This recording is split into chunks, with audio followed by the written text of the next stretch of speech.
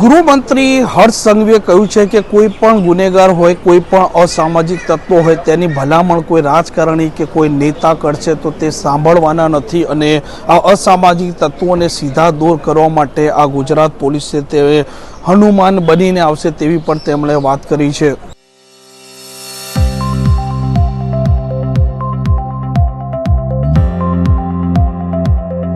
નમસ્કાર, આપ જોઈ રહ્યા છો હોટલાઇન ન્યૂઝ અને હું છું આપની સાથે તોફિક ગાંચી। ગુજરાતમાં એક લાંબા સમયથી અસામાજિક તત્વો હોય, લુક્કા હોય, ટપોરીઓ હોય, આ લફંગા હોય, આ સિગરેટિયા દાદા હોય, તે અલગ અલગ થાણા વિસ્તારોમાં સતત આતંક મચાવી રહ્યા છે। આ સામાન્ય નાગરિકો છે તેમને રંજાડી રહ્યા છે, તેઓમાં ભય પેદા કરી રહ્યા છે અને તે ગેંગો અને ટોળકી રચી તેમનો એક છાપ અને ધાક છે તે બનાવવાનો પ્રયાસ કરી રહ્યા છે। પરંતુ ગૃહમંત્રી હર્ષ સંઘવી અવારનવાર નિવેદન આપતા હોય છે કે અસામાજિક તત્વો અને લુખ્ખાઓ છે તેમની શાન પણ ઠેકાણે લાવવામાં આવે, તેમની હેસિયત પણ બતાવવામાં આવે અને આવા તત્વો છે તેમના વરઘોડા અને સરઘસ પણ નીકળવા જોઈએ અને તે લંગડાતા પણ નીકળવા જોઈએ। અને ફરી એક વખત તેમણે એક મોટું નિવેદન આપ્યું છે અને કહ્યું છે કે અસામાજિક તત્વો છે તેમના સામે ગુજરાતની પોલીસ સખ્તાઈથી કામ કરી રહી છે અને આવા તત્વોને બચાવવા માટે જો કોઈ પણ નેતા હોય કે રાજકારણી હોય તે ભલામણ કરશે તો તે માન્ય નથી રાખવાના, તેવું પણ તેમણે એક મોટું નિવેદન આપ્યું છે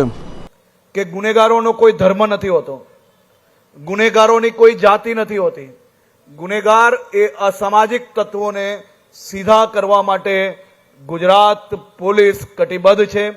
અમારા ડીજીપી KLN રાવના માર્ગદર્શનમાં આખી ગુજરાત પોલીસે મક્કમ નિર્ધાર કર્યો છે કે જો કોઈ બી વિસ્તારમાં કોઈ બી પ્રકારે કોઈ ટપોરી, કોઈ અસામાજિક તત્વો જો સામાન્ય નાગરિકોને હેરાન પરેશાન કરશે તો ગુજરાત પોલીસમાં હનુમાનજીનો દ્રશ્ય તમને સૌ લોકોને જરૂરથી નજરે પડશે અને એક એક લોકોને ખૂને ખૂનેથી શોધીને સીધા કરવાનો સંકલ્પ અમે સાકાર કરીને આપ સૌ લોકોને હજી વધુ સુરક્ષિત કઈ રીતે આ વડોદરા બનાવવું તે દિશામાં કામ કરવા માટે શહેરના પોલીસ કમિશનર અને એમની આખી ટીમ કામગીરી કરી રહી છે।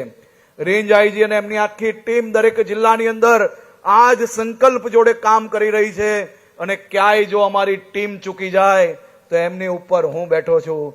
અડધી રાત્રે ફોન કરજો, આ લુખ્ખા ટપોરીઓને સીધા કરવાનો સંકલ્પ લીધો છે, એમને ચાહે એટલી હિંમત અજમાવી લે, ચાહે એટલા લોકોને, નાના મોટા રાજનૈતિક લોકોનો સહારો લઈને આ કોઈની ભલામણ હું સાંભળવાનો નથી।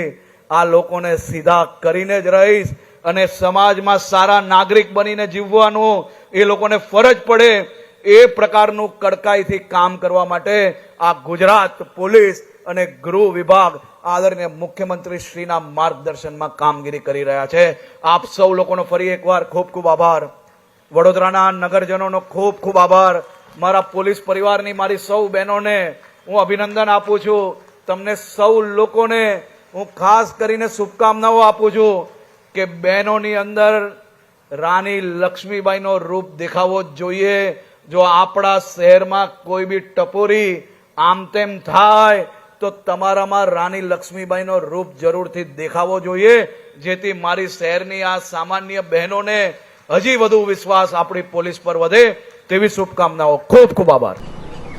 આમ ગૃહમંત્રી હર્ષ સંઘવી છે તેમની જે પ્રકારે વાત છે તેના પરથી સ્પષ્ટ થઈ રહ્યું છે કે આ રાજ્યના અસામાજિક તત્વોના સામે રાજ્ય સરકાર છે તેમની ઝીરો ટોલરન્સની નીતિ છે અને કોઈ પણ અસામાજિક તત્વોને કોઈ પણ રાજકારણી કે નેતા જો પીઠબળ પૂરું કાઢશે અને તેની જો ભલામણ આવશે તે પણ તે માન્ય નથી રાખવાના અને ગુજરાતની પોલીસ છે તેમનું હનુમાનજીનું રૂપ પણ જોવા મળશે અસામાજિક તત્વોને સીધું કરવા માટે તેવી પણ તેમણે વાત કરી છે।